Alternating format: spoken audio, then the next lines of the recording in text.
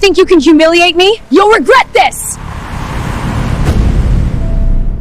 Late evening on a dimly lit city sidewalk, a tired woman in her late 20s runs a small street stall selling boiled eggs and tea. Her younger brother stands beside her, both worn down by a long day. A quiet, well-dressed woman stops and asks for a small order.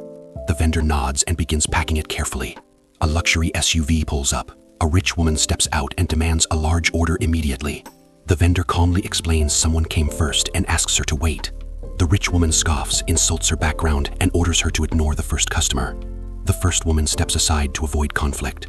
The large order is packed and handed over. The rich woman takes it and tries to leave without paying. The vendor calls out that payment is still due. A wealthy young man steps out of the SUV and blocks the stall. He smirks and says people like her should feel grateful for attention. The vendor tightens her jaw and says she works honestly and won't be robbed. Her brother steps forward and asks how they will pay rent if cheated. The rich woman laughs and says from tomorrow they will cook for her household for free.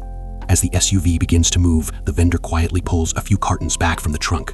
Her brother forces a smile and waves as the car disappears into traffic. Minutes later, the SUV returns aggressively.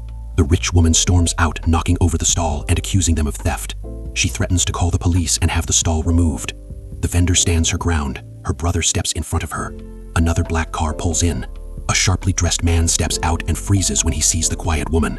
His posture changes, his tone drops. The rich woman demands to know why he is showing respect to a stranger. The man nervously admits she is the majority owner of the corporation funding their family business.